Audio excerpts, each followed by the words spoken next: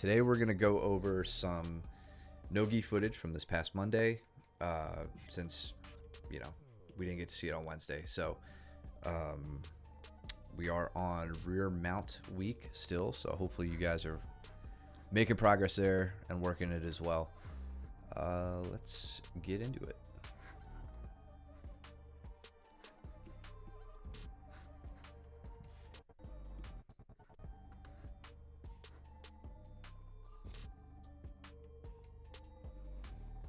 So we got Rush and Steven. Dude, Steven and I have had some crazy rolls in the last 48 hours. Yeah, And Joe, too. Jesus. yeah. They're both turning it up. Yeah. It's great. It's awesome.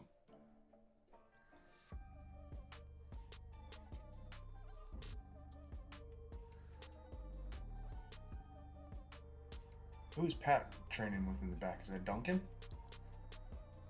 Um, let's see. I don't know if I saw. I didn't catch the face. Yeah. We'll see it in a minute when they get to the ground. And it's Danny and then a guy that I didn't know. Got a newbie? Yeah, or I can't recall his name if I knew it. Yeah, I don't think I've seen him before.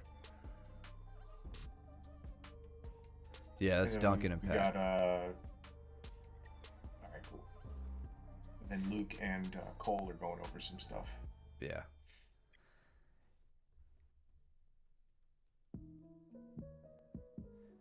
Oh, so Steven, right there. This was it. So it looks to me like Steven's getting a little tunnel vision on Rush's right arm right now. Like he's got this wrist elbow 2-on-1 right here. Like prime opportunity to slip in on that leg and attack leg locks.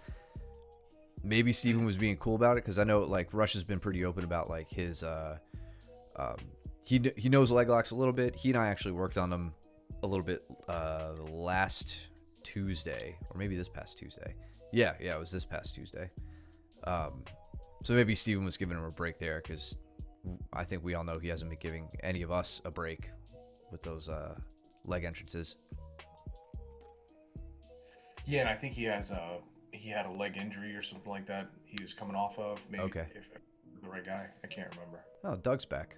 Cool. Yeah, so I trained with Doug. I had never trained with him before. I hadn't seen him for a few weeks.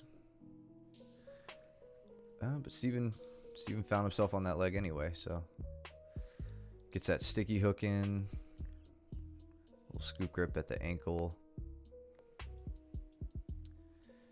Nice enough to not reap. Gets the outside heel hook, or the outside senkaku rather. Mm-hmm. Now looking for the straight heel hook.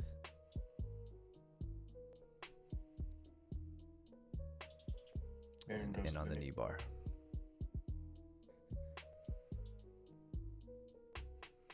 Yeah, Rush and I had a good conversation about kind of how to tell when you're in danger.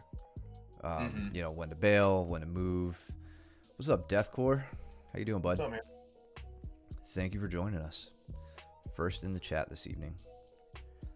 But yeah, I think just because at his other school, like they don't practice leg locks too much, and they may primarily be gi. I don't know for sure.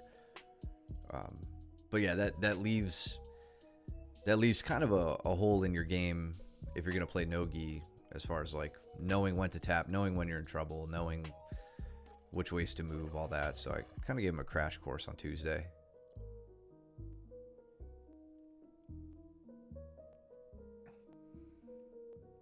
I like what he's doing with Steven there too. So he was kind of working the same wrist elbow grip, 2-on-1 grip on Steven here.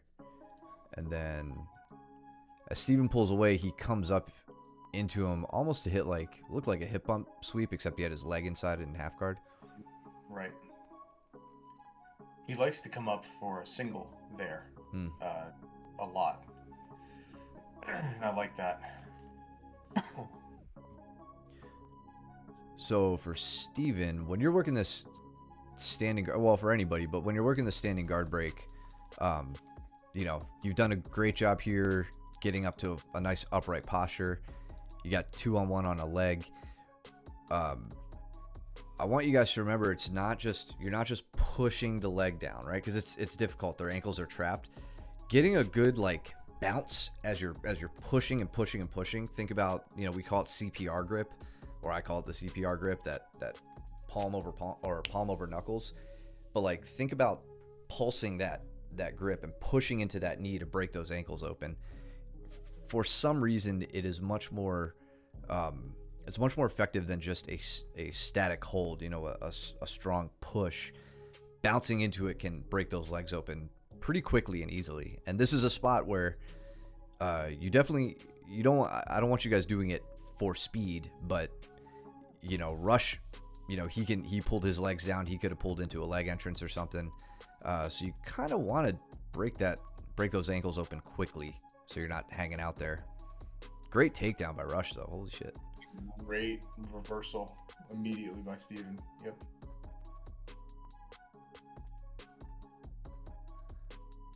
So he comes in and then down around the knees, which, okay. And yeah, comes up on the single, leg up the middle, hits the trip from the back or the outside. Starts working around the back. I really like that finish. And then yeah, good on Steven to use that like Sumigashi hook to kick him over. Mm-hmm. What's going on with Doug here? Oh, okay, you just got him in rear naked. Yeah. From the high ball he went ride. From a high ball. Yep. I've been really liking that position. But he went for my back. I hit him with like a Seoinage type when he attacked my back, and then I chose to show him like what it feels like to have somebody attack a turtle. And then he went and did it again here. Yeah. And so I just popped him over.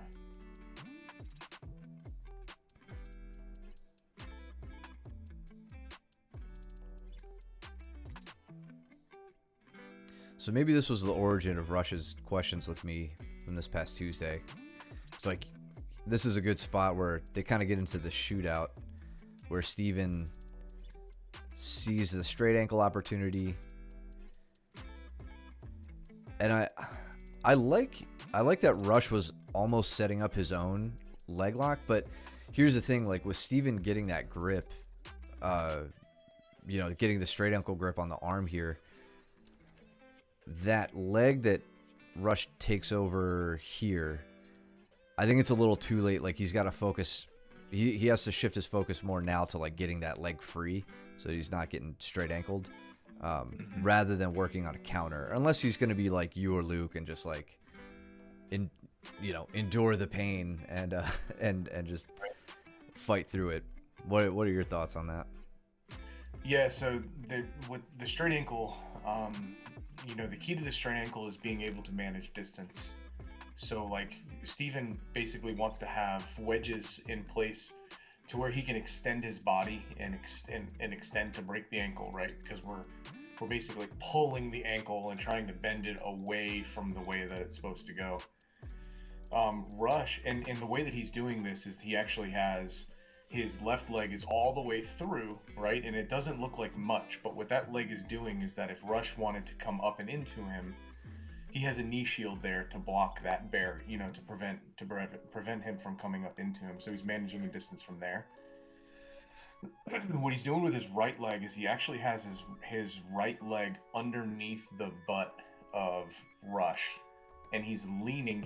And then he's using his body to push down on the ankle, right, and on the leg. So with that bottom knee or that bottom leg that Steven has, he's able to extend. The top leg, he's able to manage distance forward and backward, and then he just has gravity on his side to lock down in the event that Rush wanted to turn anywhere, right? Mm-hmm. So he has a really good position. Rush, on the other hand, if he does reap, when he starts to put in a reap like this, now he starts to to get a threat in, because now he has the ability to start to manage that distance. The problem is is that he has no way of actually finishing from that spot because he can't extend. He has no wedges in place to extend. He only has barriers in place to prevent Steven from getting on top of him. So for Yeah. me, Steven has both.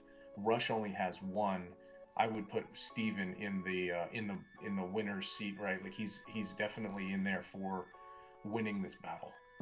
Yeah, and like that reaping leg that Rush brought over only works in one direction, to push Steven away. And in this case, with the straight ankle lock, that's exactly where Steven wants to go, is all the way down to the end of the leg. So if Rush pushes off with that right leg, he's not doing himself any favors.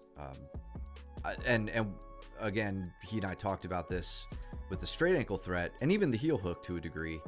And I told him, make your focus getting your foot flat to the mat, right? Like you see a lot of guys immediately trying to stand up, and not necessarily stand upright, like just get their foot flat, whether they're in like a kneeling position, one knee down, whatever.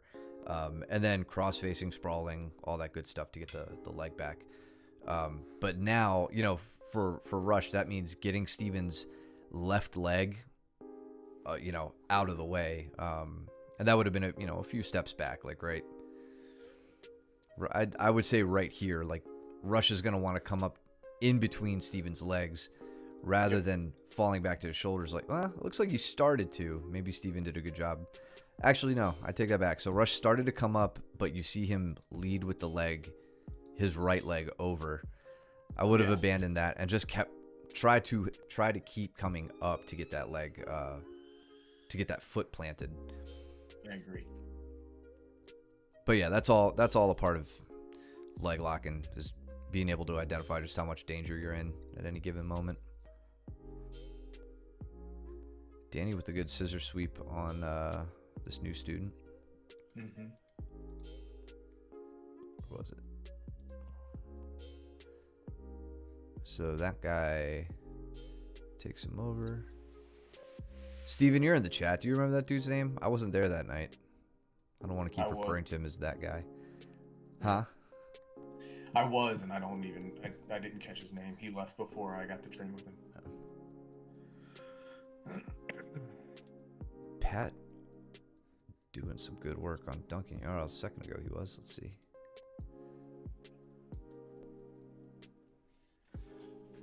It's okay, Joe. Thank you for coming. Acting like a purple belt, coming in late, missing the warm-up. Jordan, possibly. Jeremy, could be wrong.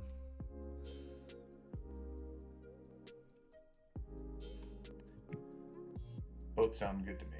Yeah. Just pick one. Rush has worked his way to a fairly good spot here, if he knows what to do with it. He does have a decent. He has a really good X guard. Mm-hmm. I think that's from his gi game. I actually haven't trained with him in the gi. I hear it's completely different. So. Yeah, he has his grips are really spot on, and if you win the grip game, you're pretty much gonna win the match. Mm-hmm. Yeah, I like how he's gripping up at the knee, and it looks like he just ran out of time here.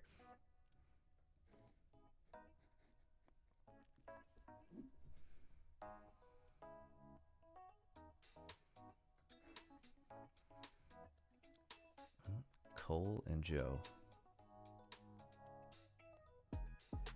Dude, Cole and I trained Saturday during the competition class.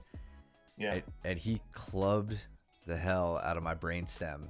I didn't tell him after the match, and I definitely didn't want him to know during. But I was like, my vision was like fuzzy for a second. Like, oh my God. I feel bad for whoever has to go against him. See Tweety birds flying around your head. I know he wasn't trying to like beat the shit out of my brain, but heavy collar tie will do that sometimes. Joe doing a great job here, keeping Cole's hips up, trying to frame him as best he can. I know Cole will he'll settle into that and make it difficult. Nice. Good job to get the leg in. Yep. Let's see what Cole does here. He's riding really high, but he has circled around the body. So now he's in a good spot here, sprawled out, nice and Far nice and side wall. underhook. Yep. Joe, you're trying to work your frames in. You've got your right arm underneath. All right, so Joe, for you here, a couple times in the last few seconds, I'm seeing opportunities for you to better your leg position here. So this foot, or I'm sorry, your knee and the hip, not doing you any favors. Best thing you could do is get your foot above your knee, like we talk about, kind of along this line to where your foot is above your knee. Shift your hips out in this direction, and that's where you're gonna have a more effective entry underneath his hips to establish that shin as a frame and get your knee to elbow connection, which we know is super important for guard retention and pinning escapes and all that stuff. Even right here as you bridge in, like having this leg low along the mat, not a bad idea. But I'm not seeing much of an effort in getting the knee in an effective manner, right? That like just kind of being lazy. I know what it's like to be smashed by Cole, so it's, you know, I get that you're dealing with other things here, but that's, you know, every limb has a job. I want you to start thinking about that when people are in a tight side control on you. The leg configuration is going to be crucial for re-guarding. Who are you with? Is this Duncan? Yes. Okay. And then Cole, actually, while I'm thinking about it, I don't know, and maybe you can weigh in on this. I'm curious what your typical side control thoughts are. I don't generally like to get my head to this underhooking position, like where I'm using my head as the underhook from side control. Absolutely from mount. And maybe that's what Cole was thinking here. So he gets his head in. Looks like Joe thinks, all right, I'm in an arm triangle right now. I better not let Cole mount. So maybe that's why he was pulling his knee up. And maybe Cole's thinking, like, let me bide my time and get to mount. But in general, when I'm in side control, I'm really primarily using a far side underhook, pulling the elbow up, you know, or playing a different game. But I don't know. What are your thoughts? I feel like you've rolled me in this position before, or Cole has rolled me in this position. I actually wind up trapping exactly like how Joe is now with his left elbow, and then trying to take the guy over my left shoulder here. Is normally what I'm trying to do. I advise head and arm control, getting your head, you know, pinned towards or sitting next to Joe's left side of his head. You know, like up nice and close, and then getting my right arm either with an inside bicep tie or a fully locked grip, and flaring my elbows out nice and wide. That's what I generally advise in side control if I'm going to go for a mount. If I'm not, my head is still going to stay on you know, the left side of Joe's head, and then maybe my right hand will come down by the waist or by the side. Gotcha. Yeah, depending on if you want to move to north, south, or whatever. Right. Pinball, what's up, man? I'll do that, but only if I'm looking to hop over. Yeah. Hello to you, bud. Thanks for joining us, man. Yeah, I agree. If you're gonna use your head up in the armpit, you're kind of telegraphing to me that you're gonna work for an arm triangle or katagatame or whatever. Not a bad thing if you can get there. I just kind of know what my defenses need to be at that point. But remember too, like, you can get that far side underhook, get their elbow above their shoulder line, work to a mount, then set up your arm triangle. So you haven't necessarily telegraphed it yet. You've just kind of put them in a very controlling, miserable position where you could smother for a bit. You can work to a double under position. You have some options from there too. Mm-hmm. Someone's getting strangled by the pillar.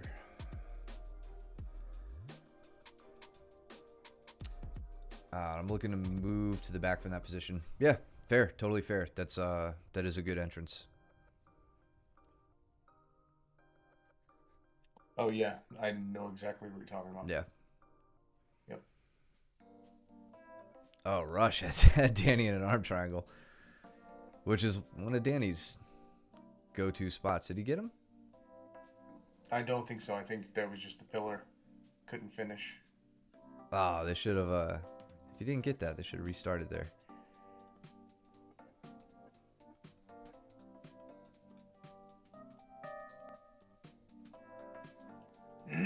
Duncan was doing a really good job with me. He was moving very well positionally, getting my knees pointed in the right directions for the passes. Yeah, let's see this. That's He good. pinched, I just hit a little dummy sweep on him, but he immediately pinched his knees together. And I was like, yeah, keep going. Like, now secure a leg. Like, go for it. Yeah, and so from here, Duncan, in case you forgot, so when you this is great, pinch the knees. This is the one time I'm going to tell you it's okay to be flat on your back.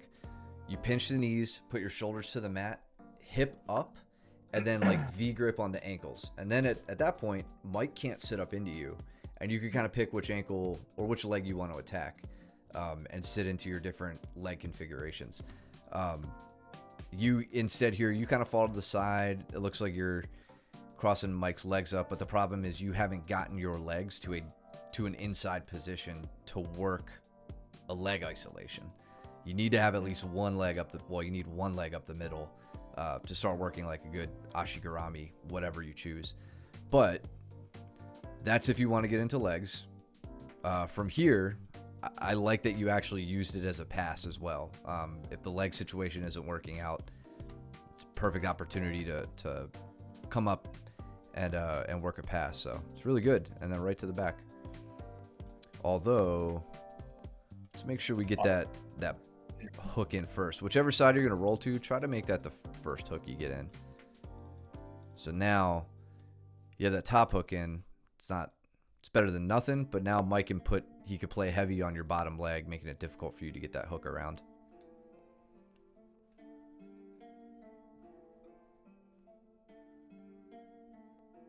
Oh, that's right. I remember now. Yeah, so he goes over here. We start playing and hand fighting and stuff. And at some point he switches his legs here.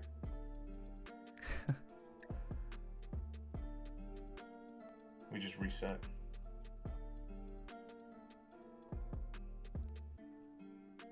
And then he goes to switch his legs to the other side. And I whispered to him, I was like, are you sure you want to do that?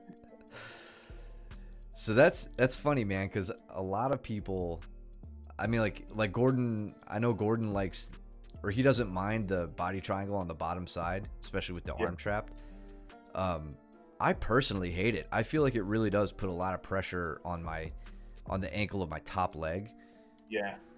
And like what you're doing here, not everybody's gonna tap to. Yeah. I definitely will. Like, I hate that. Yeah. I always switch to the top triangle. I don't know how some people stand that. There's something to do with like I think it's the length of the person's legs. If he had like a little bit longer legs, I think it would be okay, because then he would have a little bit more bend and flexibility in the triangled leg. Yeah. But I don't know what it is, but you can just feel it when he was on my back and I knew where his feet were. I was like, oh, this is gonna suck. So I just did it. Lesson learned. Try to switch your triangle, Duncan, if you can't take that discomfort. I wanted to go back and look at Rush and Danny here. They looked like they were having a nice little scramble. The Danny's in mount, Rush bucks out. Nice Granby roll. Yeah. Danny's in a tough spot here. It's going to be really hard to finish anything with that.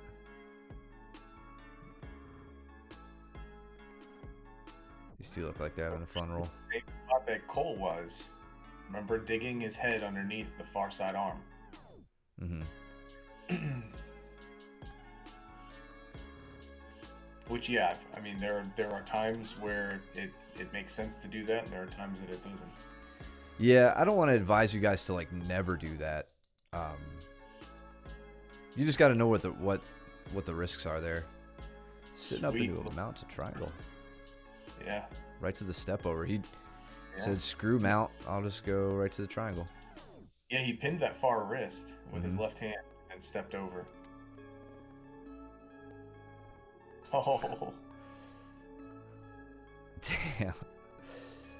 So I like this little exchange. Let's slow it down a little bit. So we all know Danny doesn't mind too much being in bottom side control because he just gets to this like either a reverse triangle or like this cross face with his shin here. But here's what happens. So that looks so much worse in slow-mo. But he gets Rush addressing it, and you can see Rush overcompensates a bit, puts his body way over, breaks his connection with the ground. I mean, I didn't even catch that, but his hips are over Danny's hips. Danny feels it, knows it, and manages to keep him there until he can sweep and take him over. So even though that little like that little hook that Danny did across Rush's face with his legs didn't pan out, it didn't turn into like sitting him back. It caused a reaction that Danny was able to continue. what's up, James? What's going on, bruh? And then what happened with Joe and Cole? I bet Cole is immediately working the really awful smothering stuff that Luke was probably just showing him. Oh, to a straight arm. Okay.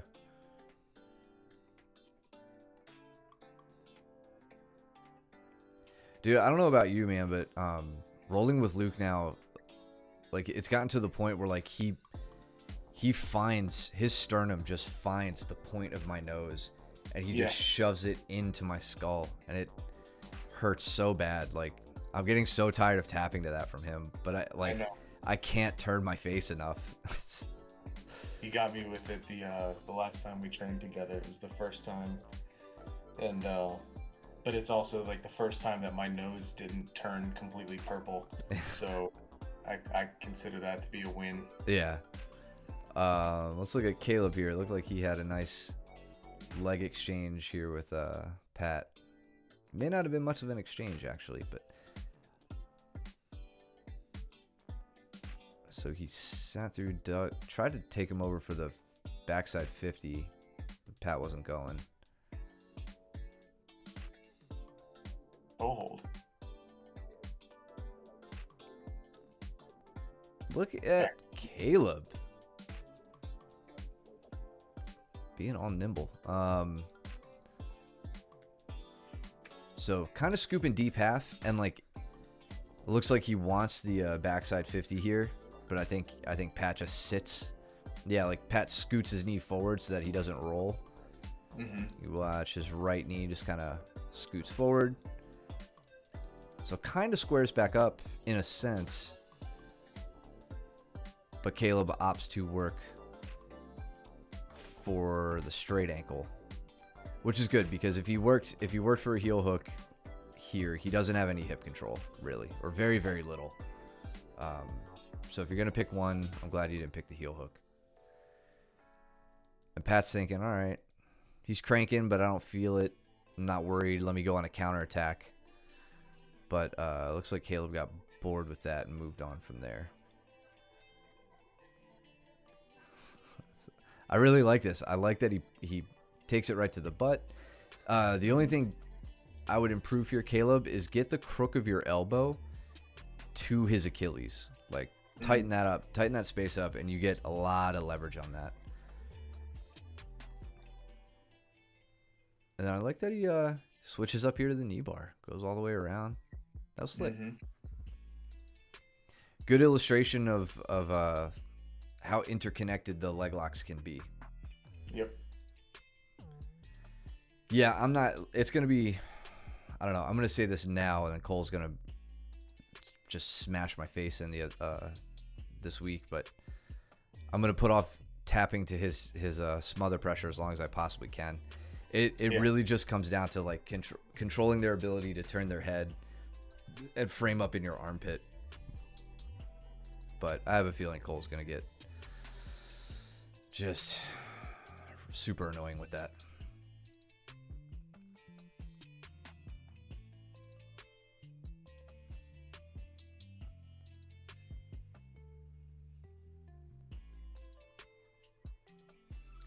Duncan trying real hard with the arm drag trip here.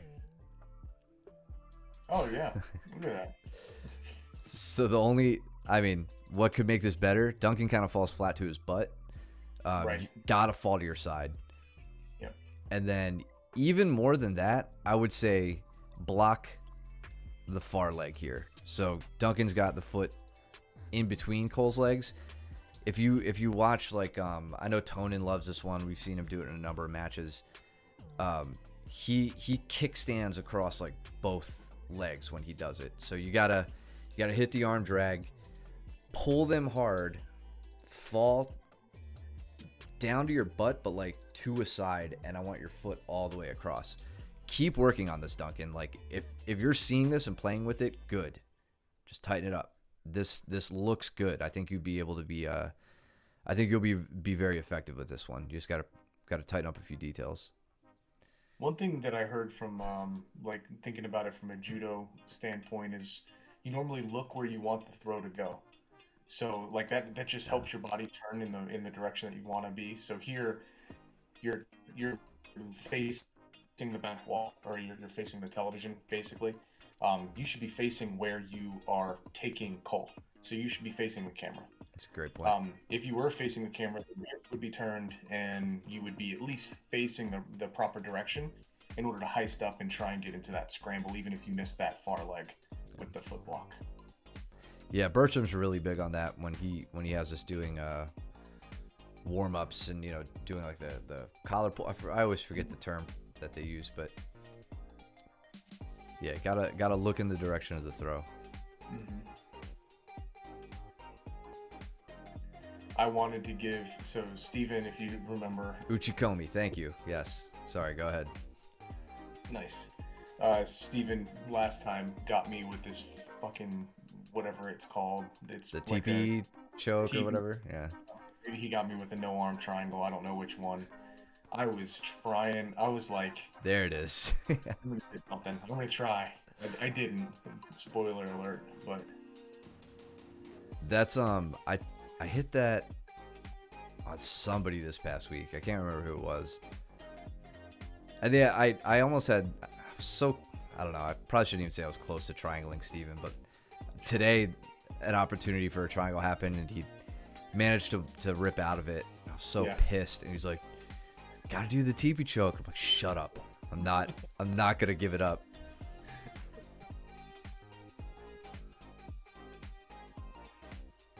Good recovery, Steven. Yeah, I went to go Sumigashi, and he hopped right over top and went to my back. That was nice. I felt like I had it too. I had his arm trapped and everything. He did a really good job of getting his hips above my hips, so it wasn't gonna happen to turn him over. I want to look at Cole and Duncan here.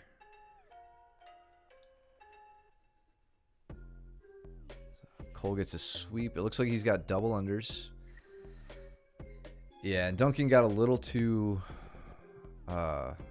excited to pass here. So coming around the legs like this while Cole has these underhooks, going to be bad news, obviously, right? He's just going to be able to rotate and get behind him. Duncan's hips are over Cole's. He takes him over. And then now we'll watch what happens when you get mounted with that single underhook. So Cole's got Duncan's right arm underhooked. Doing a good job ratcheting up. Nice. Elbow to elbow grip. Now it's a matter of like shrugging. Okay, Duncan got his arm back, but I think Cole gets it back here in a second. Switches the arm. And he's working to that really tight smother. Right? And the good thing about this, so like it seems like maybe a dick move or something, but one thing I've come to learn is that those smother positions elicit panic responses, right? When we're, if this was MMA and we wanted to get somebody's arm up because we wanted to do an arm bar or a shoulder triangle or, an arm triangle or whatever, we could punch them in the head, right? And then they get their hands up, they expose their elbows, you could get under their elbow, hike their arm. We can't do that, obviously. So what can we attack from there? We can attack someone's breathing. So when you're starting to smash them, it's not just, crushing their nose into their face, although that sucks. You're making it so that they have to turn. When they can't turn, they have to move you. When, in order to move you, they have to put hands on your upper body, and that brings the elbow away from the ribs. So when that happens, you get opportunities for underhooks. Americanas are another classic way of trying to, it's a good sub to threaten to open up an underhook. But all this smothering Cole's doing gives him an opportunity right there to catch Duncan creating some space and then moving up to a whole different level of attacking. So now he's got that arm very deeply isolated, gets the head behind. I really like that. He's got his nice. Yeah. Looked like Duncan was ready to tap pretty early into that one. But yeah, so and I was saying that to Cole Saturday after class. Like, the smother's great. It can be a submission in and of itself. We've seen it with, we saw it with like Gordon Ryan and Jacob Couch. There was a lot of topside pressure that Couch ended up tapping to. He was trying to do it to Pedro Mourinho. He's used that effectively throughout his career, but when it's not used as a submission itself, it's used as control advancement, right? So don't just stop with the smother. Look to dig in on underhooks from there. What's interesting with the smother too is that it keeps you flat on your back. You can't have a rounded back with the smother. That's person on bottom. So it negates the kipping escape. Yeah, that's a great point. I didn't even think about that. Yeah, I tested that out later here in against Cole. I was like, oh, okay, I think I can kip out of this. You can't. Yeah. Kipping is not the option. Ooh, Steven going for the flying Kimura entrance. Yeah. And it's funny now that I know he's trying to do it. You can watch him trying to get the angle right. He's like, I gotta get around to that side and go. Good recovery though. I'm glad he didn't just stay down and accept you getting up on top. Right. Yeah, I'm not.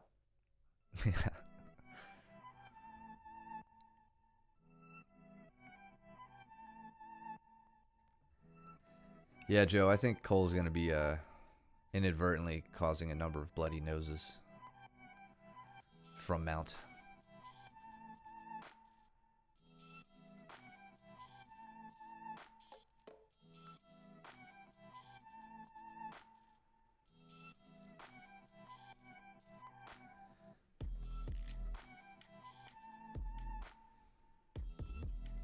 Oh, almost in on that leg entry. Yeah, he's really good at grabbing that head and keeping me at bay.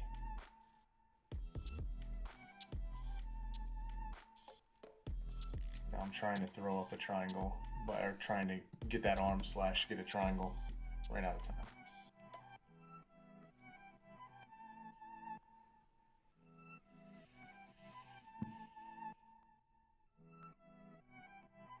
I feel like we haven't had Ronnie front and center for a while. She hasn't trained in a long time. She's been busy. Yeah. And then she got hurt. Remember, she got her knee. Oh, tweaked. yeah. And then I almost tweaked out her knee again. Yep.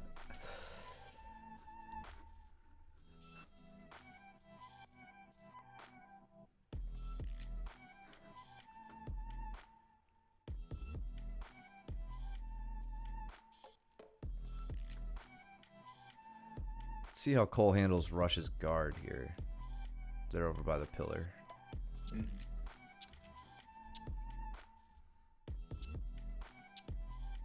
and then Caleb and Danny. Caleb was working bottom mount. Mm-hmm.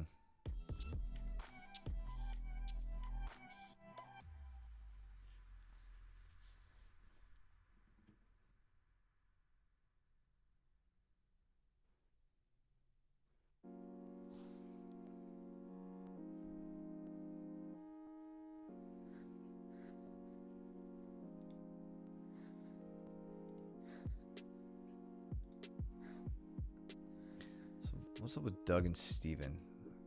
I feel like Doug was almost in a decent spot here. So Steven has this Kimura.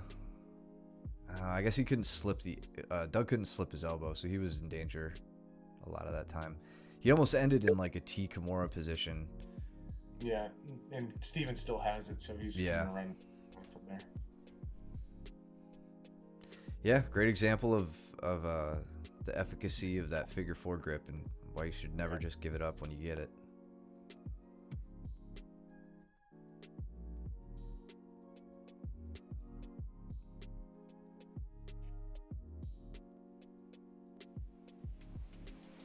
So I used a little knee lever there. I don't know if you saw saw what I was doing, but Veronica had my arm, my left arm isolated. So I'm trying here to find her knee, and I don't think I was able to affect. She was doing a really good job of driving my arm up really high. So her knee was coming up really high, which meant that my feet kept having to come up higher.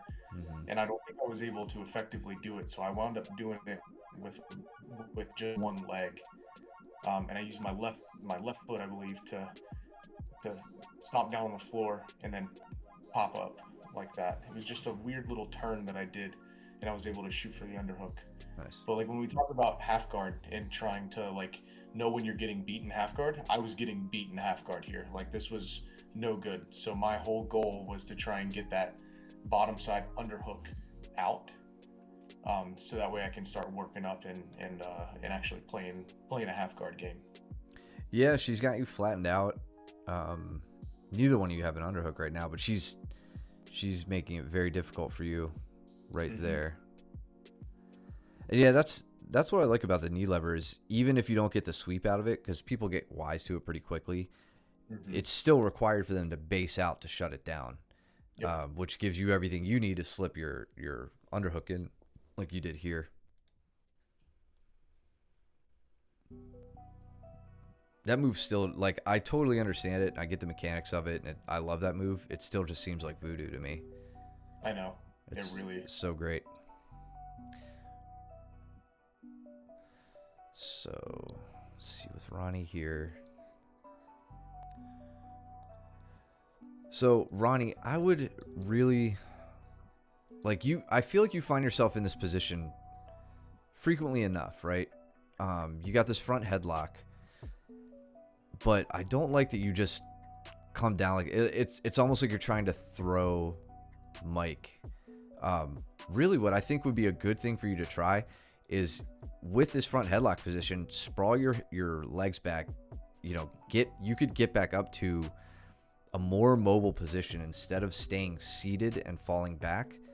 Because right here, you end up in a bad spot, right? Like Mike's head is across the body, so there is no strangle at this point. You've committed your arms, so Mike can work a Von Flue choke. You pull yourself into a pretty bad spot here. But like, for an example, like with Luke, when I get a front headlock on him and it can give me enough time to shut down his body lock attempt, his body lock passing, I pull my legs out from underneath me. I get him behind me. I put all my pressure forward into him to keep him from pushing forward into me and try to work to a more mobile position from my knees or from my feet, from that, not a full sprawl position because you need your feet engaged with the mat. But yeah, from here, don't just fall back like this. You can make much better use of that front headlock.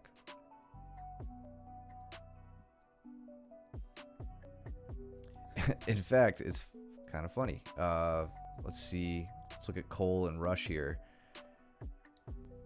So Cole's kind of in the exact same position. I feel like this is what Ronnie was trying to do to you, like get you up and over. Cole managed to get Rush to, beyond side control. But even here, look at him. He's losing position. He's on his back. Rush takes north-south. So that like seated throw from the front head and arm, not working. Yeah, it's like a gut wrench, but like, Yeah, but what do we yeah, give a shit, you know? we don't care about that, right? Like, Great in Greco, but yeah,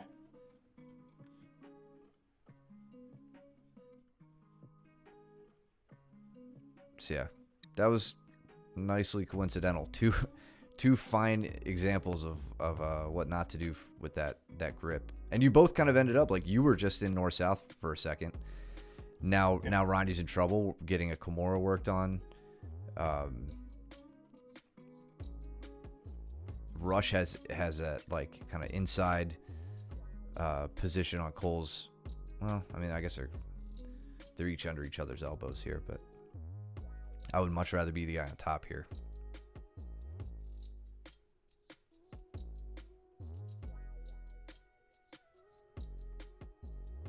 And remember, if you get your feet back, like I'm saying, and get up to a position where you're in a front headlock, they're turtled up, you got back entrances, opportunities to move to a very dominant position instead of falling to your own back and possibly losing position. I just can't think of a reason why you'd want to fall back with that front headlock, unless you have like an amazing miraculous guillotine you're gonna set in. But neither one of those situations, I don't think the guillotine was there.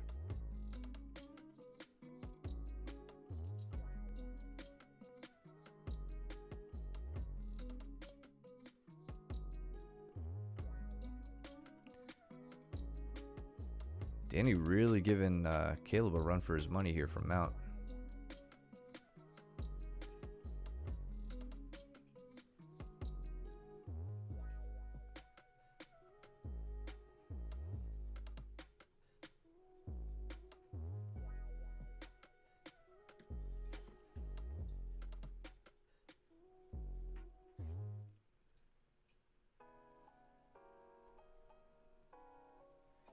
Steven was setting up an arm bar. Now I think he's in a triangle on Doug. Oh, yeah, I guess Mount. Veronica was being stubborn. Oh, dude, I tried so hard to strangle her today, and yesterday, and I think I cracked her neck like really, really bad. I think she said you did the same. That's exactly what I did. Yeah, I mean it was a mandible finish, but it didn't feel good. I felt like I was gonna break her jaw. I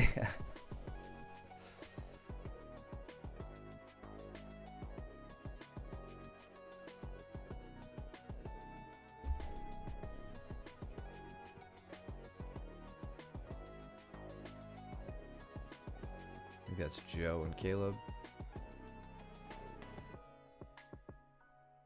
Oh, Duncan and Caleb. Duncan, yeah. Just got a slightly different rash guard, but it kind of looks like that.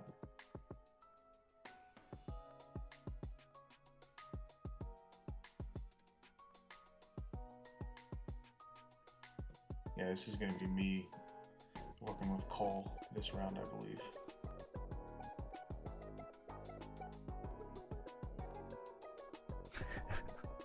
Caleb being a real dick here.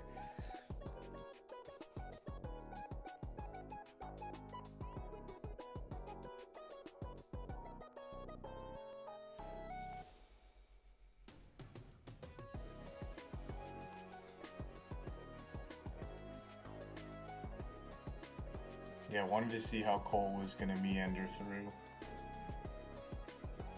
Nice leg pummeling from Cole. Yep.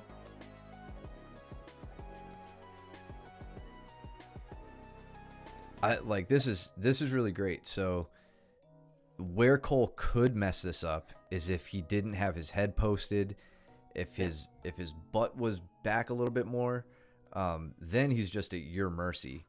But Yep. I love he's got an underhook on you on under your left arm, forehead flat to the mat, TPing up nice and high here. and then looking to leg pummel in. That was And then really he solid. inside of my knee, of my legs, which is really good instead of stepping up and over. Yeah. Got it. Like, again, I think if his head came off the mat, it would have been donezo for him. So that was really good of him. He loses the underhook here, though. Well, yeah, but he's trying to do the smother choke on me here. Like, this is where I was trying to figure out if I was going to be able to kip or not.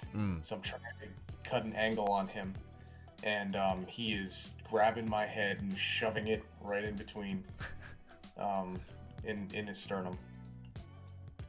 So you can see my hands trying to find his hip, and then as his chest finds my nose, I'm like, nope, I gotta go up, right? Like, Yeah. gotta make space. And then when I do it, he catches my left arm and goes straight in for the straight arm. So it was a good. I had a little, like, a couple of different things that I had to worry about at the same time. So it was good to see I had multiple threats going, or he had multiple threats on me going on. Yeah, that was nice.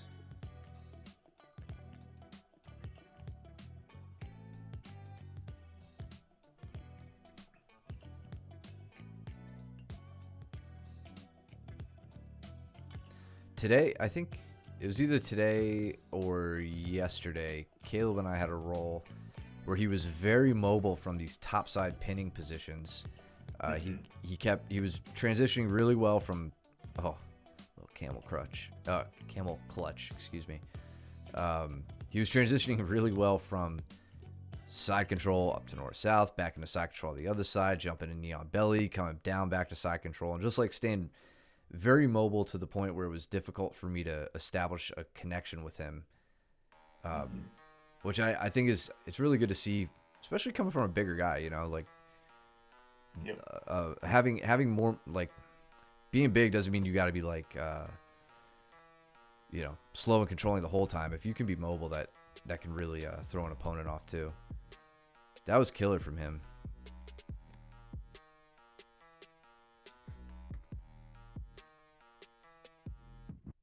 Duncan trying his damnedest to hold him off. I know how hard that is.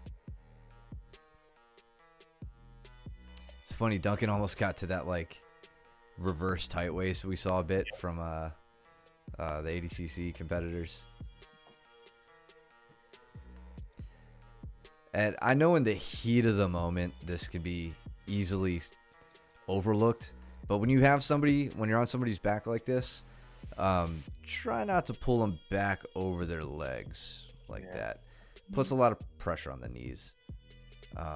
We don't want anybody blowing their knees out here, especially ahead of competition if they're thinking about training. So don't be a shithead, Caleb. Yeah, Caleb. Yeah, just take him to the side. Nice transition. Duncan's almost gets his head in front of that leg. I feel like Duncan had the right idea there. I wish we could see what was going on in the hand fight, because I think Duncan posts his free hand, like his left arm on the knee, like he's trying to head pummel in front of it. Which is that's what I'd like to see. You know, alternatively, not even alternatively, I really want you to get the head free, because once your head's free, there's no armbar. Yeah, I'll leave it at that. I don't want to speculate. And then, yeah, right there, it's done. Caleb brought the heat on that one.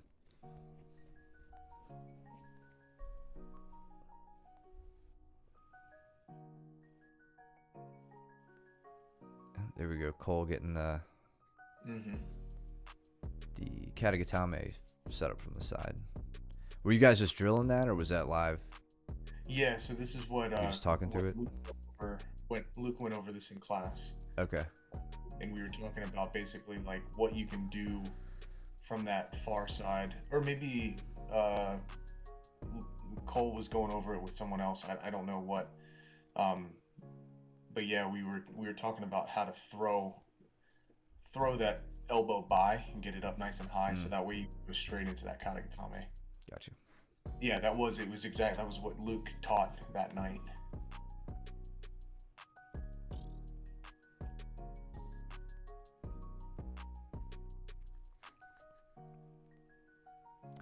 Duncan do there?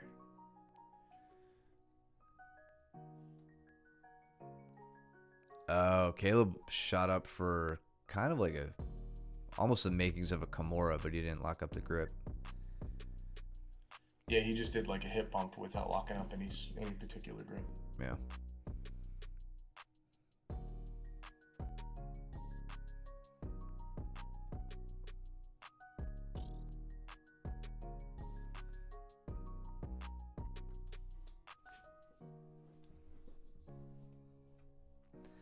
Doug getting on Danny's back. Sinking in a quick strangle. What happened? Why didn't he get that? Did he not have the strangle?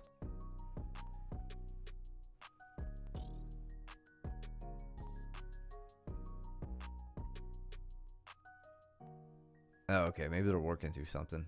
I was like, that looks deep.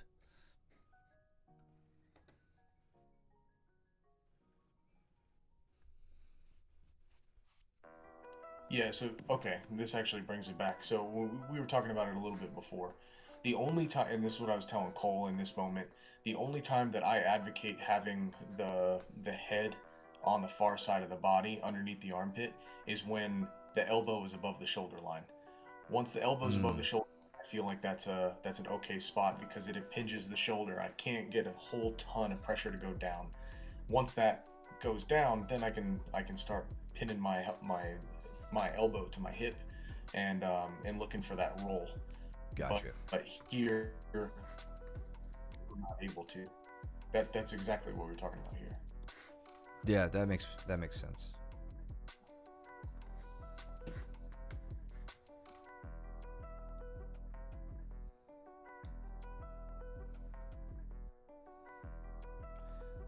Joe with a little omoplata. Mm-hmm.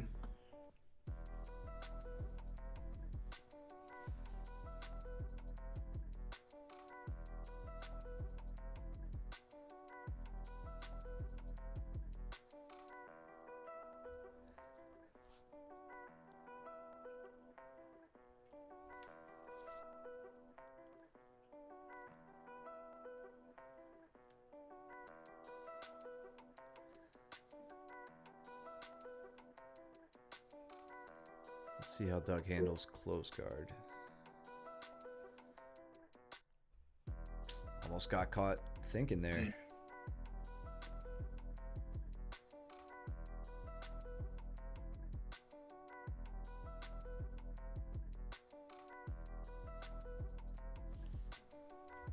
Let's see what Joe's trying to set up.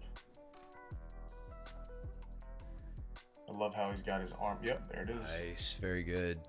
Let's see if he starts working around the body. Oh, he's going up for the triangle. I like that. Got to get that right leg across the shoulder. Looks like Doug got. Yeah, you got his you arm got back. wrong leg, Joe. Joe's trying to the TP choke, maybe.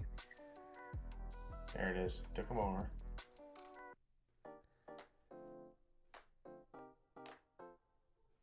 Joe, do you find yourself working these mounted triangle positions frequently, or are you trying to work triangles in general? Like what? I'm only asking just because we can focus in on this at the next open mat if you want, because that looked really good. That was a solid entrance. You feel like you screw up the let me, before I ask you questions and have to wait for a lag and don't remember what you're answering, is the mounted triangle your focus?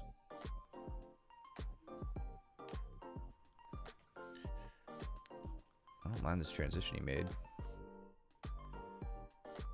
Yeah, he's on the back and he's got the arm trapped. With this particular setup, Joe, if you pull your right leg behind Doug's back, it makes it almost impossible for him to try and get that arm back. So I would advocate for you to be pulling your right leg back and trying to tuck your foot behind his head. Good transition to the arm bar. Nice. So yeah, Joe, next time we're at class, we can talk about these mounted triangles, because this was a really good position you found yourself in. Yep. here, like, it's all about, like, you've got to get your legs. I don't know.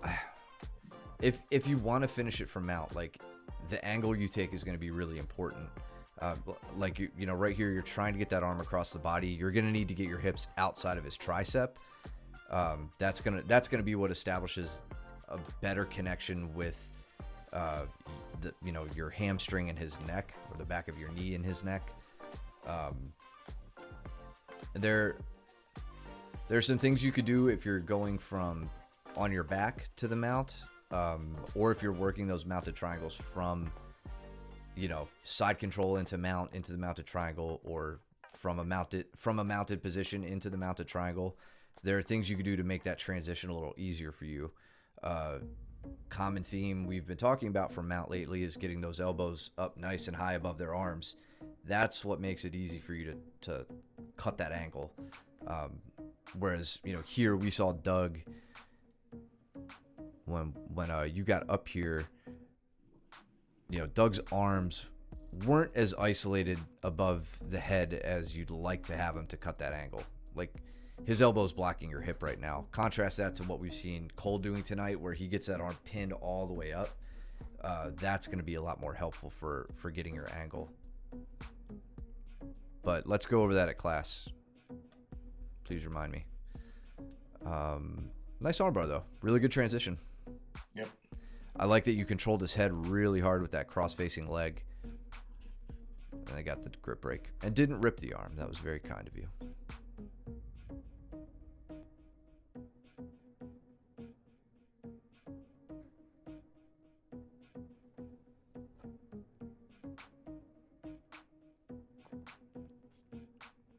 Is Caleb just smashing on Steven? He had a really good wrestle up. Let's find it. Yeah. So Steven comes back, stands up, comes in. Nice.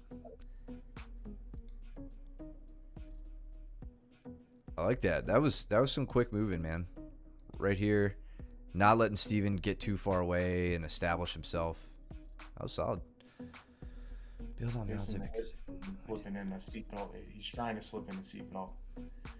This is in contrast to what, you know, Doug was doing to me earlier, to where Caleb is very, very heavy on Steven's hips, and he's not really committing to one grip or another right now.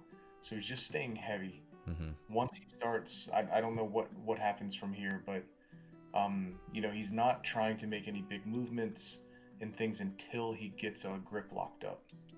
So now you're starting to see him step over and starting to really throw his weight around. That's because he's got a grip on Steven's right arm. But again, he loses the grip, he comes back around, he's starting to stay heavy. This is what we want to see from somebody starting to attack the back. A little too high up on that one. And then you can see, like, that's what happens when you don't have enough grip control or hooks and you try to attack, right? It's very easy to get off balance. Joe, in the same way, I just said earlier, if you get that figure 4 Kimura grip, normally is in your best interest to not let it go. Even if you don't have the Kimura, we've seen how you could really utilize that grip to move around your opponent with, like, the Kimura trap, you know, different back takes, all that stuff. I would say that in a similar way, treat the leg figure 4 that way, the triangle. Obviously it doesn't impart the same mobility that like the Kimura grip does, because your hips are free to move.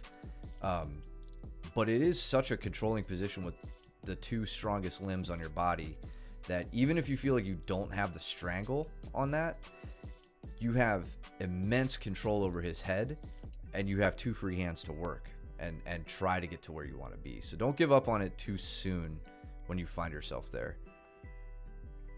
I just wanted to look at this exchange with Joe and Doug here. So Doug's approach to passing, he's never done gi, he said, so he's primarily no gi. He seems to try to move very quickly, but I don't I can't say his movement is especially efficient, right? Like he's taking some kind of short steps here, you know, trying to hop by. I think he's loading up Joe's legs to make Joe's legs a little bit more difficult to move, right? He's slowing him down, but it's not enough. So some like just that outside, like the open guard as a standing opponent, someone trying to pass the guard. Working on your footwork is going to be important, Doug. If you're watching this or if you catch this later, and as always, you know, we can talk about that at class. And then Joe takes full advantage of that, gets to that inside position with the legs. Thank you for not reaping here, but still being super effective. Like this is perfect. Need a heel connection, really good. Isolating the leg. From there, you're just gonna have to work on, you know, isolating the heel or the ankle or whatever else. But that was good use of off balancing from that leg position. Potentially past it. I think you got an arm there, no? Okay. It looks like it, yeah. I think you got him. How do you roll into that? Well, so he had it, and then Doug tried to spin out the back door. I think Joe just had good control of his thumb. Yeah.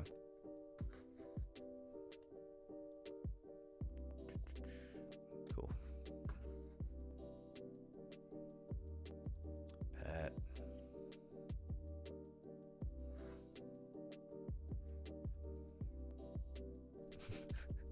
Steven's pissing everybody off, sitting to guard.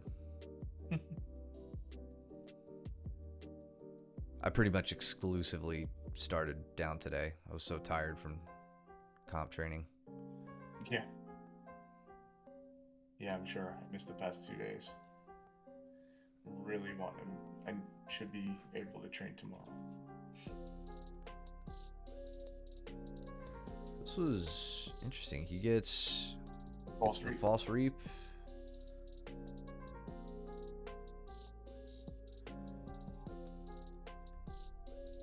And then they're not even in 50-50. Because Steven's got that leg across. And Yeah, then, he's cross ashi, essentially. yeah. He's in like a reap with his right leg. And then he attacks the cross-side ankle. So he's not attacking, you know, Pat's left leg here is what, you know, we'd call the primary leg, since that's the one that Steven's legs are wrapping up. But Steven actually gets the straight ankle lock on the cross side, or the you know, the secondary leg, the free leg, which is solid. I love that. And he's interestingly he's using the straight, Standard straight grip. yeah, rather than the cross side grip, which I'm pretty sure, Steven, I think you know that one. We've had to have shown you that one before. If you don't, let me know. Yeah. I find the cross side grip to be a lot stronger. I mean, whatever, you just got it here without it, which is perfectly fine.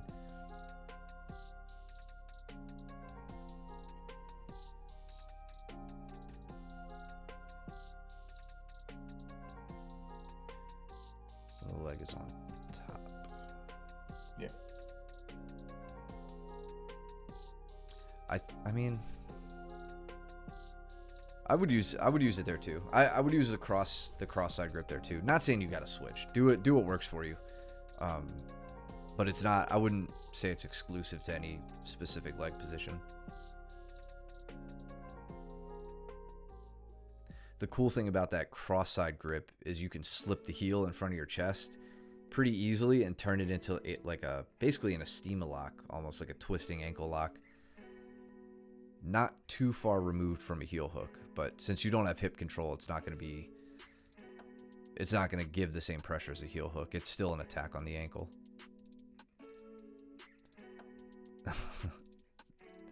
Danny showing you the Katagatame from the back. Yeah. Mm-hmm. He showed that to me the other day too. I thought that was pretty interesting. Yeah, I can't pull it off, but he could get it. Danny definitely could, yeah. But for those guys who, you know, play up here, play super tight and cagey on their head. I actually got Joe today from bottom side control, he had his. I caught him with his arm across and locked in almost like 100%er sort of grip. Yeah. Except I switched it into basically a katagatame from the bottom, from bottom side control, which I don't think I've ever hit before, but saw the opportunity.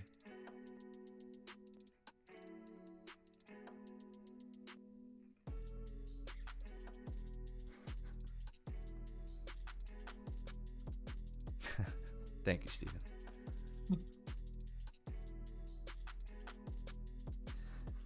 Slick catch from Pat there. Steven was just about to try to get up and like hop on the back and go for it. Pat said, nah, get down.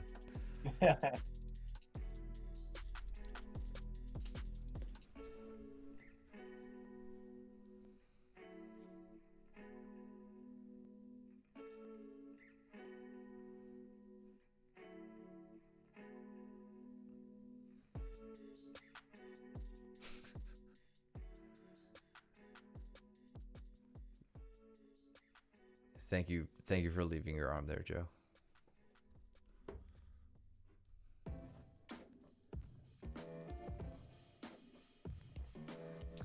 How did gotta look away for 1 second. Doug's on Cole's back. Yeah, he came around the back. Cole has Oh, yeah, Cole didn't have the underhook, so. Yeah.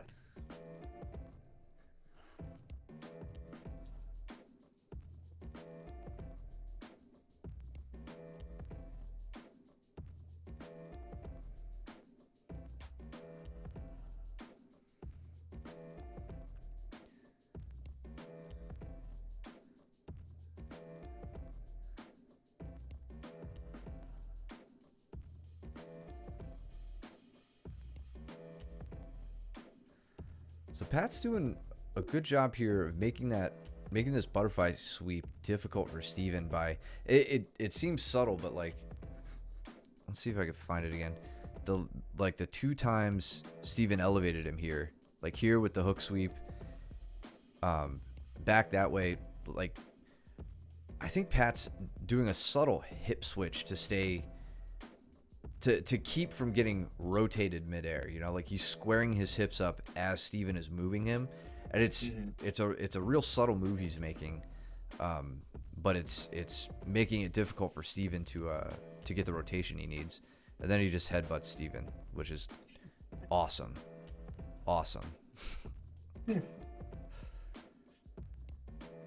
It's the type of aggression we need.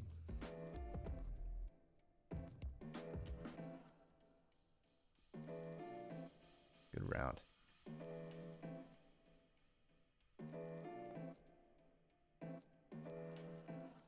Steven just being a dick to Cole. Well, this is when Steven got hurt. Oh, I heard about this. Sweet.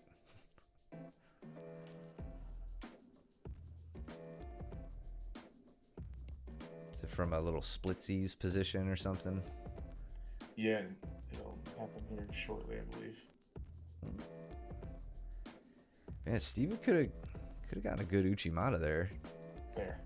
Sorry, I just wanted to see this from here.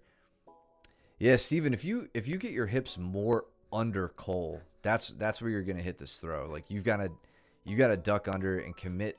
I shouldn't say duck under because that's a move. You gotta like level change down, get your hips in front of Cole's hips instead of your butt out to the side here.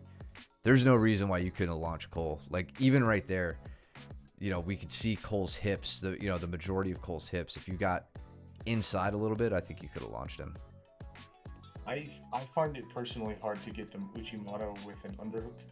I know it's done that way, but like for me, the Uchimata, I have to be almost perpendicular with my opponent in order to do that. So the overhook actually works better for me because I'm able to cut that angle a little bit deeper. Yeah, and I don't know if Steven, I wasn't witness to it, but Caleb told me about it. He Caleb threw Brandon the other day, I think at Gi class like last Thursday, hit from how it was described to me, hit an Uchimata with like a belt grip. But really Brandon messed up. Again, this is, Caleb's recollection, so who knows how true it is. But Brandon was like, he had the underhook. He tried to move behind Caleb, Yep. which if he had given a strong shoulder shrug, he would have been able to get out and then been on Caleb's back. But since he just kind of moved his hips behind Caleb, he effectively let Caleb get underneath his hips, and then you're going to get thrown. So with hips on the outside, you might be able to hit a hip throw or something, but getting the hips underneath is going to be much more effective. Can't do the near side Uchimata well, but I attack it. I attack with it and then immediately step to the Harasuma Komi Ashi foot sweep. I think so. Yeah. Harasuri Komi Ashi. I think I know what you're talking about. Like, it's where you would hit the throw, but then you turn back, step in on the other leg with the leg behind it, right? I think that's the near side leg, right? Like it would be if I'm tossing somebody with my right leg for the Uchimata, I would come in and reap the outside leg and fall, kind of like how we do like a failed double leg. Yeah, I think I know what you're talking about. Pinball, can I just say I'm so glad there's someone else in this chat who's using the Japanese. Yeah, yeah. I love that The judo bot. Yeah, the judo bot. That's the best. Yeah, super. Yeah, that's a fantastic option, man. Yep. Do you have a judo background, Pinball? I mean, it's probably a stupid question. Sounds like you do. Or a Japanese. Yeah, yeah, right. Or yeah, maybe you're Japanese. Damn, just off screen, but looks. You know what? This looks like the Oh yeah, Steven's leg. Like, this is Steven's leg extending in that direction. Yeah, no, it was a straight up split. I was training with Joe. I had only heard about it. Oh, it's so bad. Yeah. Black belt in 2000. Never pronounced that. Yeah. Shit, man. That's still badass though. God.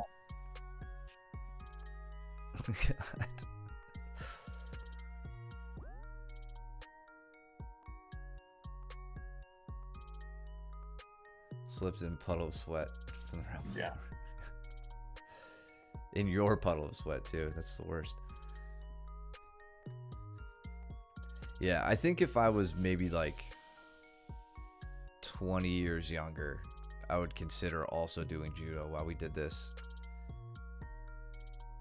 But I'm just I don't need to practice falling any more than I do now. Yeah, my body couldn't take it. No. No, but I love how much like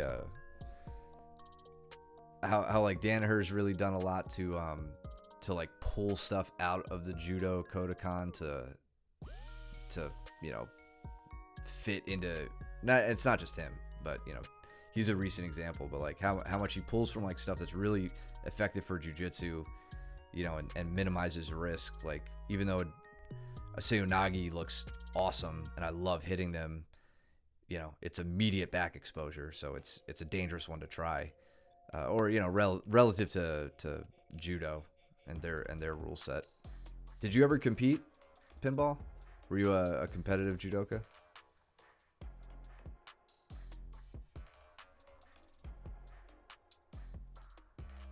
I wonder if Russian Doug is probably a pretty good match.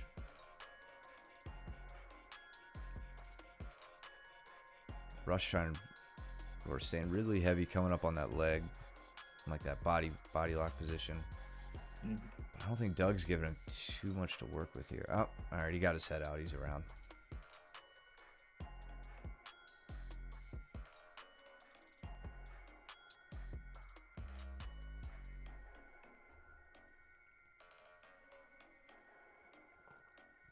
You sat in the legs on Joe here. So he bumped me off. He made me do it. Didn't want to do it, but he made me do it.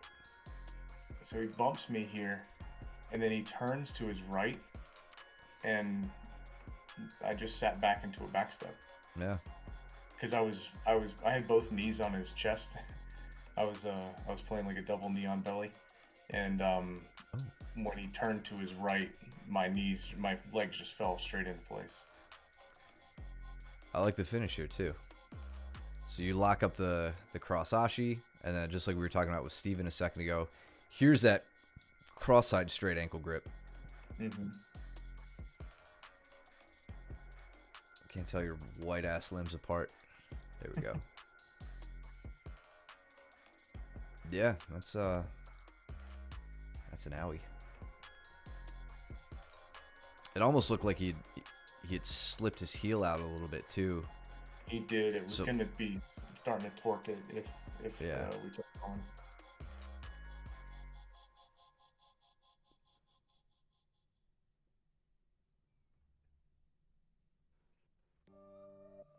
So he's doing a really good job of a heavy collar tie on me. You can see that I wasn't able to do a whole lot. I was trying to get his hand clear of my head. He had a lot of control there. As simple of a grip as it is, it can be very debilitating. Yeah. Good finish from Rush here. So a little bit ago we saw Rush kind of lined up with his opponent or with Doug. He gets around to the side. And then makes the switch into north-south. Goes over the head, blocks the hips, walks around. See how he ends up taking the back. I think Doug's framing his hips, so Doug's right arm is really isolated from his body right now, which Rush is taking advantage of.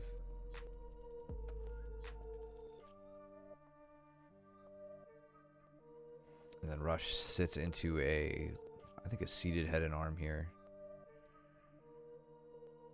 Yeah. And then gets I think he switches to yeah, I think he just cranked. Doug was just tapping early on that one.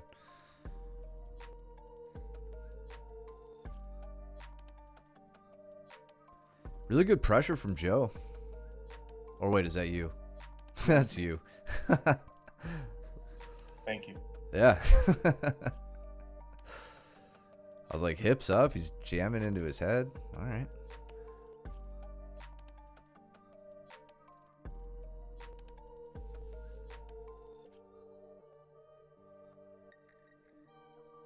I'd record these videos in 4K if it didn't result in a terabyte of data. Then I wouldn't mix you guys up.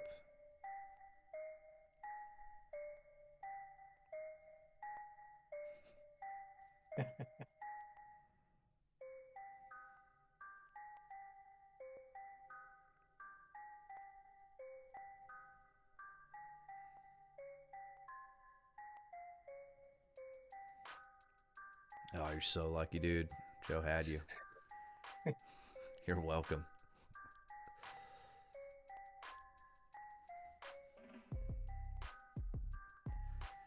How awful is it to look up? There's one more round. Caleb's the only one who wants to roll. I know, right? Yeah. It's like, you're so much bigger than me. Why aren't you tired yet? Yeah. I even had, I think I had like 1 or 2 rest rounds here between working with Cole and Danny. Yeah.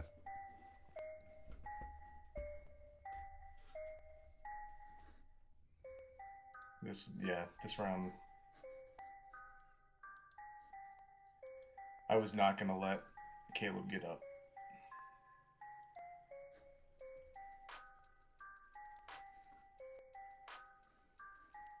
He's doing that shit where he was like going to grab my arm if I went back and tried to push on the knee.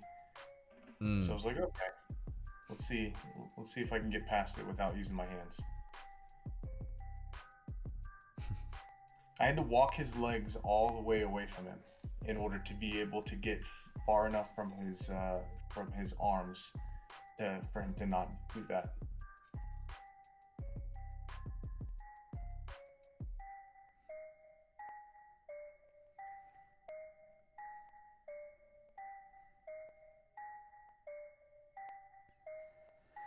I don't know if it's just if it's you making this difficult for him, but he's rolling up onto his side, which is fine. Okay, there we go. I was gonna say if you're gonna roll like that, I need you to keep going. Like at least fight the turtle to get safe, or to like reach around for the ankle and come up on a single leg,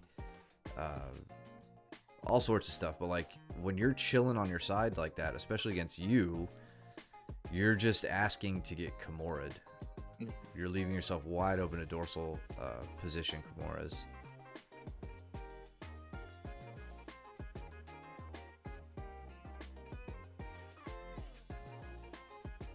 Nice.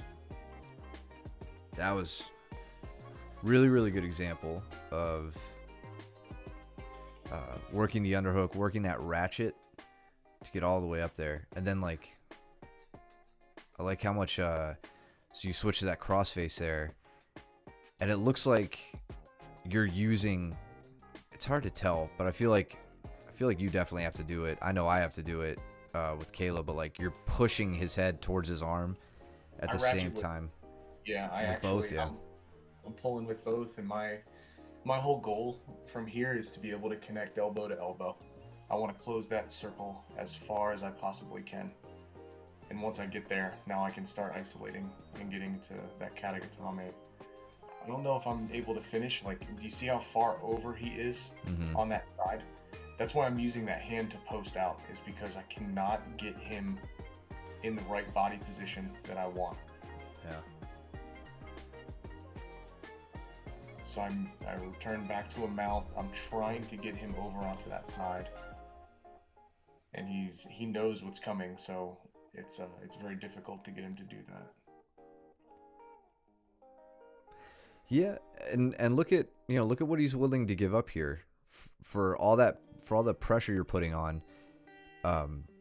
If you manage to get back to that mount position, which you do, he doesn't bring his other arm down below his shoulder line. His left elbow stays up above the shoulder line, which is just asking to be underhooked and held in that double chest wrap, double underhook position. But you're not going to do that until you reestablish a nice full lock on the head. I know you're not just going to bail on that.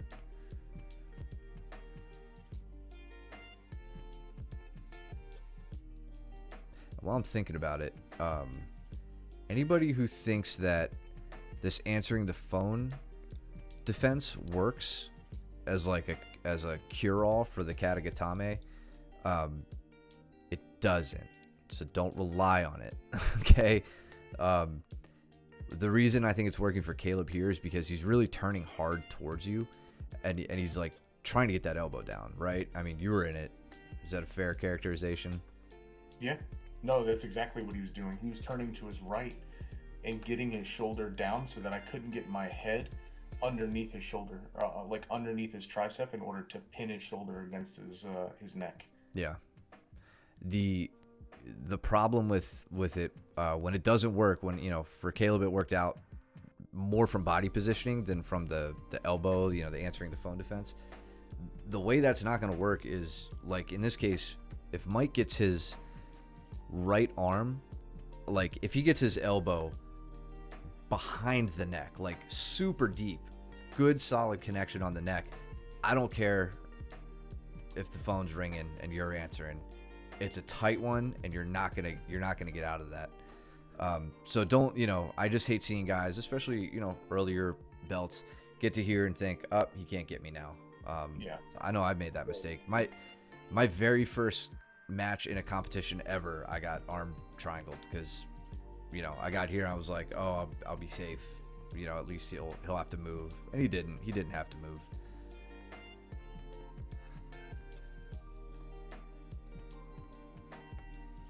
Yeah, so here I think I spend the rest of the round submission.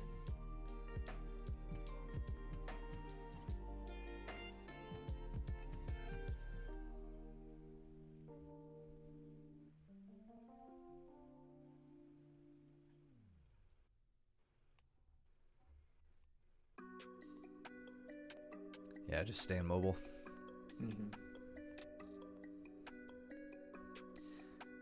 Nice.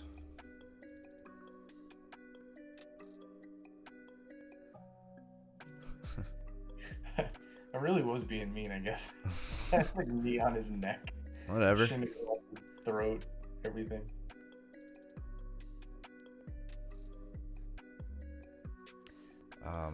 Let's see this. Attempt for a single here.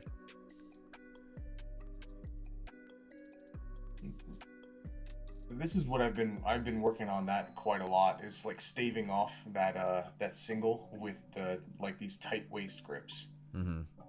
This seems to be working out pretty well here. So if I could throw a wrench in it for you, for Caleb here, so Caleb's going to this like behind the knee grip, which is super easy to sprawl out of.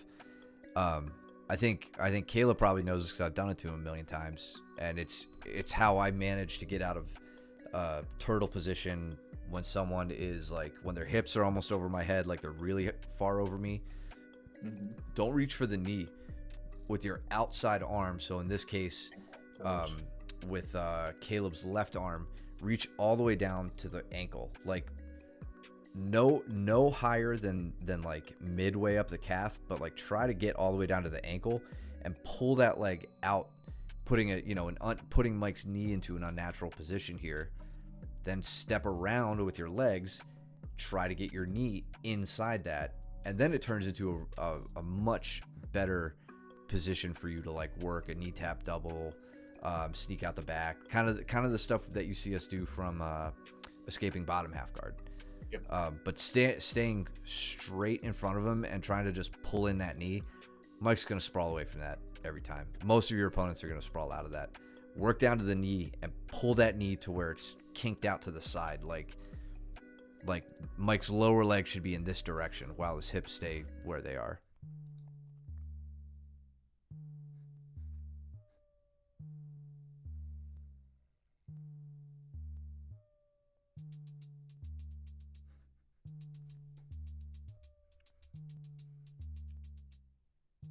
Oh, he's lucky there. He got that arm back in. He did. Yeah, I wasn't able to pull it back behind the back in time. He's doing a really good job of hand fighting me here and constantly turning, to try and misalign. Yeah,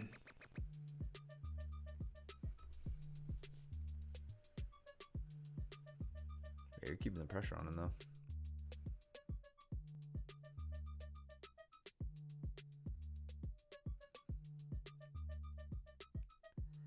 Nice. He almost kipped out of that. He does. Yeah, I think he actually gets me into something here, comes up, and then I have him in an Ashi. Oh, that's right. Good for him to not end the round on his back. Yeah. He pulled a James and just walked away from me. Sweet. Good stuff. Those are some really good rolls. Yep. Cool. Well, again, thanks for joining us tonight. I know we've been gone for a week or so, we're back at it. We'll be back at it again this Wednesday as well, covering some more footage. Thank you, Steven. Thanks, everybody, for joining us. Thank you. Yeah. What else? Competition coming up November 5th in Hickory, so if you guys are interested, time's running out. You should already be training on Saturdays at the competition class. If you're not, get there. What else? Anything special? You're teaching next Saturday, right? I am teaching next Saturday, yes. Yeah, teaching Thursday. Okay. Otherwise, things are as usual. In the meantime, if you want to support us, you could do so at coffee.com/MOBJJ. Cheapest way to support us, follow us here, subscribe here, use your Twitch Prime. We always appreciate that support. Subscribe over on YouTube. We'll post this video here or there in a couple of days. What else? I think that's all for the usual business. So in the meantime, keep training hard, trim your nails, do your laundry, and don't be stinky. And come back here on Wednesday. We got some more footage to go over as usual. So we're starting legs this week too. So for the next 2 weeks, we will be working leg lock positions, defense, offense, all that good stuff. So hope to see a lot of that on the next stream. Awesome. But in the meantime, we will catch you guys later. Take it easy. Later.